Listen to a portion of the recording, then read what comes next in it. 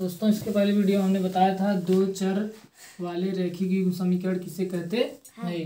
दो चर वाले रैखिक युग्म समीकरण वह समीकरण होते हैं जिसमें दो चर राशियां होती हैं और उनकी घातें कितनी हो, एक हो। जैसे क्या होता है ax plus B Y plus C equal to 0। यहाँ c1 कर दो, यहाँ b1 कर दो, यहाँ a1 कर दो। a2x plus b2y plus c2 equal to, ये कौन समीकरण है? दो चर वाले रैखिक युग्म समीकरण है। रैखिक युग्म को क्यों बोला गया? क्योंकि ये रेखीय समीकरण है। और दो चर क्यों बोला गया? क्योंकि दो चर है, x और y दो चर है कि नहीं है। और युग्म क्यों बोला गया? क्योंकि ये दोनों एक पेयर बना रहे हैं, एक जोड़ा बना रहे हैं, इसीलिए इसको दो रैखिक युग्म समीकरण कहते हैं। इन दोनों रैखिक युग्म समीकरण को सॉल्व करने के लिए तीन मेथड बताए गए थे, तीन विधि। पहली क्या थी? आलेखी विधि। पहली आलेखी विधि में हमने बताया था, आलेखी विधि में हमने दो चीज बताया था। अगर दोनों रेखाएं क्या हो? समांतर। क्या हो? समांतर हो। जब दोनों रेखाएं समांतर होंगी तो बताओ क्या इसमें x और y का ऐसा कोई मान होगा जो इन दोनों रेखाओं को क्या करे? संतुष्ट कर दे? नहीं होगा ना। अर्थात x y का कोई ऐसा मान बताओ जिसको रखने पर दोनों समीकरण के दाएं और पक्ष बाएं पक्ष के बराबर हो जाए। तो ऐसा कोई भी मान नहीं था जिसको रखने पर इन दोनों समीकरण के दाहिने पक्ष और बाएं पक्ष क्या हो जाए? आपस में बराबर हो जाए। अर्थात जो x का मान इसमें रखा जाता है वही x का मान इसमें रखा जाता है, जो y का मान इसमें रखते वही y वाला मान इसमें रखने पर अगर दाहिना पक्ष इसके बाएं पक्ष के बराबर हो जाता, इसी प्रकार से इसका दाहिना पक्ष इसके बाएं पक्ष के बराबर हो जाता, तो इसको क्या कहते हैं? संगत कहते हैं। लेकिन ऐसा नहीं पाया गया। ठीक। और देख भी रहे हैं कि इसमें अगर ये वाला बिंदु रखेंगे तो ना तो इस पे है ना तो इस पे है, अगर ये वाला बिंदु रखेंगे तो इस पे नहीं जा रहा है। ठीक। तो इसे क्या कहेंगे? असंगत कहेंगे। क्या कहेंगे? असंगत कहेंगे। निकाय कैसा है? असंगत है, जिसके लिए कोई भी सॉल्यूशन नहीं, अर्थात इसका कोई हल नहीं है। लेकिन वहीं पर अगर ये वाली रेखा कहाँ से जाती? ऐसे जाती, तो बताओ क्या इन दोनों रेखाओं पर कोई एक ऐसा बिंदु है जो इसको रखने पर इसके दाहिने पक्ष इसके बाएं पक्ष के बराबर हो जाता है कि नहीं है? देखो एक बिंदु यहाँ लेंगे तो ना तो इस पे है ना तो इस पे है, इसी पे नहीं है ना। ये वाला बिंदु लेंगे तो दोनों रेखाओं पे कॉमन नहीं आया। ठीक। लेकिन देखो ये वाला बिंदु अगर मैं ले लूँ तो ये इस वाली रेखा पे भी है और जो ऊपर वाली जा रही है इस पे भी है, दोनों पे आ रहा है कॉमन ना। अर्थात इस वाले बिंदु को मैं, इसका बिंदु एक x का मान होगा एक y का मान होगा, यही x वाला इसमें x के जगह पे, यही वाला इसमें भी रखने पर, यही y का मान इसमें रखने पर, यही y का मान इसमें रखने पर इसका दाहिना पक्ष इसके बाएं पक्ष के बराबर आ जाता था। सेम एज इसका दाहिना पक्ष इसके बाएं पक्ष के बराबर आ जाता था। तो हम कहते थे कि निकाय कैसा है? संगत है। और इसका कितना हल है? सिर्फ और सिर्फ एक है। क्या है? अद्वितीय है। इसके अलावा कोई दूसरा बिंदु है ही नहीं जिसको रखने पर इस वाले समीकरण का दाहिना पक्ष इसके बाएं पक्ष के बराबर हो जाता है। ठीक। ऐसा कोई हल था ही नहीं, ऐसा कोई बिंदु था ही नहीं। तो इसे क्या कहते थे? निकाय कैसा है? संगत है। और इसका हल कैसा है? अद्वितीय है। ठीक। अच्छा, तीसरा केस क्या हो सकता है? पहला केस था कि दोनों समांतर रेखाएं हो जाए। दूसरा केस क्या था? कि दोनों रेखाएं कैसी हो? प्रतिच्छेदी हो।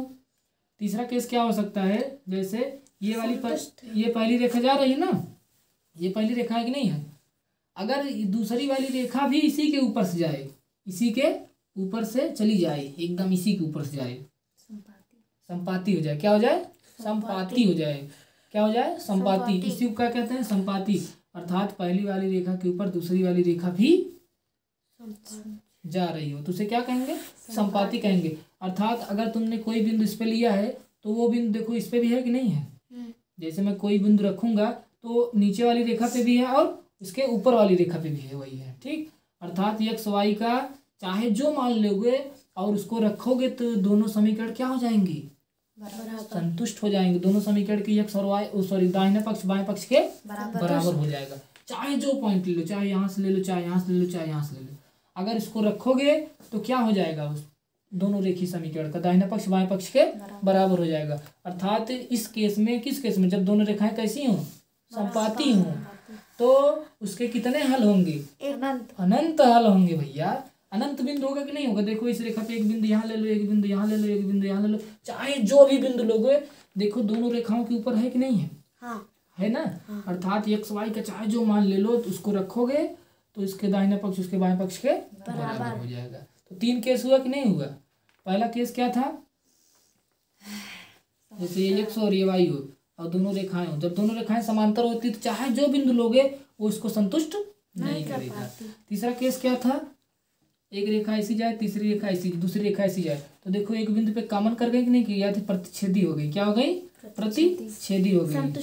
ठीक, तो इसके लिए सिर्फ और सिर्फ एक सोल्यूशन होगा जिसको क्या कहते हैं, अद्वितीय कहते हैं। तीसरा केस हमने बनाया ही है ऊपर, जब दोनों रेखाएं क्या हो, संपाती हो, एक दूसरे के ऊपर से ही जा रही हो, उसके लिए कितने हल होंगे, अनंत हल होंगे। ठीक, अच्छा अब एग्जाम में सवाल आपसे कैसे पूछे जाएंगे, जब सवाल पूछा जाएगा बोलेगा आलेखी विधि सॉल्व करो, तो क्या करना होगा आपको, आलेख से ऐसे ग्राफ बनाना पड़ेगा। ठीक, तीसरा क्या पूछ सकता है, बोलेगा दो समीकरण है, इस समीकरण से देख करके बताओ क्या ये दोनों समीकरण के अनंत हल होंगे कि एक हल होगा कि कोई हल नहीं होगा। तो आप कैसे बताओगे, तो क्या आप ग्राफ बनाओगे, अगर ग्राफ बनाओगे तो बहुत समय लगेगा, लगेगा कि नहीं लगेगा। तो एक ट्रिक बताया गया था, क्या बताया गया था, ट्रिक से, आप एक ट्रिक से देख के बता सकते हो, उस ट्रिक को आपको याद करना पड़ेगा। क्या है, जैसे देखो इसमें एक्स का गुणांक कितना है, एक है, इसमें वाई का गुणांक कितना है, सॉरी एक्स का गुणांक ए है, कितना है, a1 है, कितना है बाबू, a1 है, वाई गुणांक कितना है, b1 है, और कितना है, c है। ठीक, इसमें देखो एक्स का गुणांक कितना है, a2 है, इसमें कितना है, b2, इसमें कितना है, c2 है। ठीक, इसमें हालांकि किसी का गुणांक नहीं है।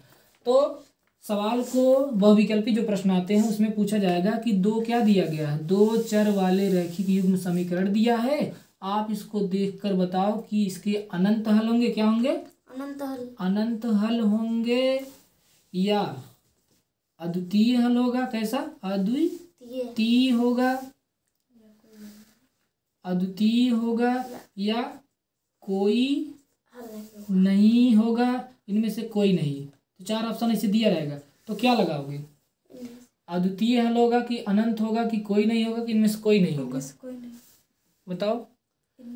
अरे बिना देखे कैसे लगाओगे, तो इसके लिए आप क्या करोगे, पहले ग्राफ बनाओगे, ग्राफ बनाओगे तो बहुत बड़ा हो जाएगा, लेकिन बिना ग्राफ बनाए कैसे बना सकते हो सवाल को, आइए हम आपको बताते हैं। इन चारों में से कौन सा ऑप्शन सही करोगे, अनंत हल लगाओगे कि अद्वितीय लगाओगे, कोई नहीं लगाओगे कि इनमें से कोई नहीं लगाओगे।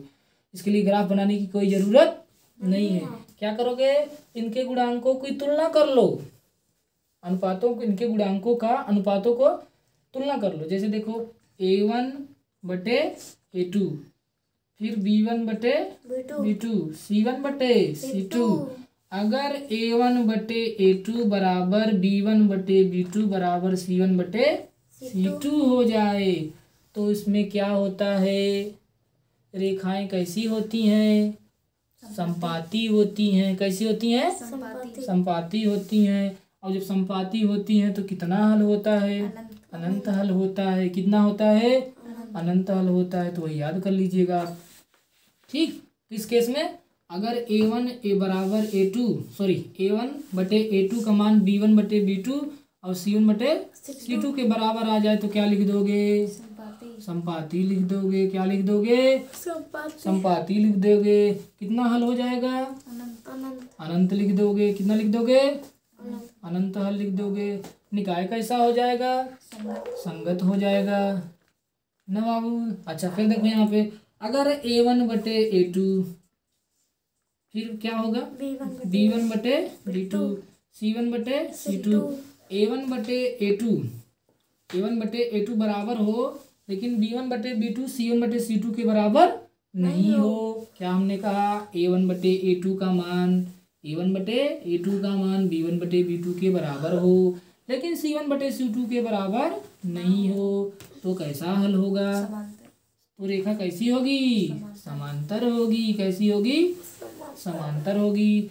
और हल कितना होगा बाबू, कोई हल नहीं होगा इसका, अभी कुछ देर पहले बताए थे, कोई हल नहीं होगा।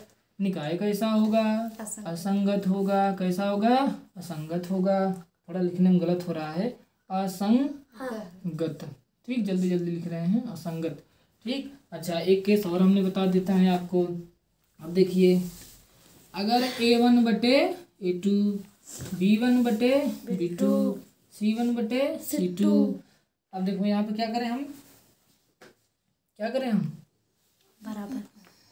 तीसरा केस क्या करें, नॉट इक्वल टू हो, यहाँ पे इक्वल हो, अर्थात a1 बटे a2 नाट हो बराबर ना हो किसके, b1/b2 को, लेकिन b1/b2 किसके बराबर हो, c1/c2 के। तो ये कौन सा केस होता है, प्रतिच्छेदी होती है। अर्थात दोनों रेखाएं एक दूसरे को क्या करती हैं, किसी एक बिंदु पर काटती हैं। जैसे एक रेखा ऐसी जाएगी तो दूसरी रेखा ऐसी काट देगी। इसमें क्या होगा, दोनों रेखाएं ऐसी होती हैं। इसमें क्या होता है, एक रेखा इसी के ऊपर से जाती है। ठीक, देखो डायग्राम बना दिए हम हल्का हल्का। तो ये कौन सा है, L1 है, ये L2 है। दोनों रेखाएं किसी एक न किसी एक बिंदु पे काटती हैं। जब काटेंगी तो सिर्फ और सिर्फ एक बिंदु आएगा। अर्थात हल कितना होगा, ये इसमें क्या लिखेंगे, यहाँ लिखेंगे प्रतिच्छेदी लिख देंगे। क्या लिखेंगे, प्रतिच्छेदी लिख देंगे। और इसमें हल कितना हो जाएगा, अनंत हल हो नहीं, अद्वितीय हल होगा, अद्वितीय हल होगा। निकाय कैसा होगा, संगत होगा। संगत क्यों बोले, क्योंकि x और y का मान रखने पर दोनों समीकरण क्या हो जाएंगे, संतुष्ट हो जाएंगे। अर्थात दाहिना पक्ष बाएं पक्ष के बराबर हो जाएगा। जबकि समांतर वाले में x y का कोई भी मान रखने पर इसका दाहिना पक्ष बाएं पक्ष के बराबर नहीं आ रहा था। इसीलिए हम इसको क्या बोले थे, असंगत बोले थे। सॉरी, यहाँ समांतर वाले में मिस्टेक हो गई। क्या हो जाएगा, असंगत हो जाएगा। ठीक, लेकिन जब संपाती होंगी तो x और y का कोई भी मान रखो, दाहिना पक्ष बाएं पक्ष के क्या होता है, बराबर होता था। इसीलिए हम इसको क्या बोलते थे, संगत बोलते थे। तो आई थिंक आप लोगों को समझ में आ गया होगा। तो विकल्पी प्रश्न अगर देगा तो आप क्या करेंगे, आप इसी a1/a2 b1/b2 c1/c2 को अनुपात को देखेंगे। अगर a1/a2 बराबर b1/b2 बराबर c1/c2 के आ जाए तो क्या बोलोगे, संपाती बोलोगे। हल कितना होगा, अनंत होगा। निकाय कैसा होगा, संगत होगा। अगर a1/a2 बराबर b1/b2 हो लेकिन नॉट इक्वल टू c1/c2 हो तो रेखा कैसी होगी, समांतर होगी। हल कोई नहीं होगा। निकाय कैसा होगा, असंगत होगा। असंगत क्यों होगा, क्योंकि x और y का कोई भी मान रखने पर इसका दाहिना पक्ष इसके बाएं पक्ष के बराबर नहीं होगा, इसीलिए इसको असंगत बोलेंगे। ठीक, अगर a1/a2 not equal to b1/b2 हो लेकिन c1/c2 के बराबर हो तो कैसी होंगी, प्रतिच्छेदी होंगी। और हल कितना होगा, अद्वितीय होगा। ठीक, क्वेश्चन की प्रैक्टिस अगले वीडियो में बताएंगे। यहाँ के लिए थैंक यू सो मच।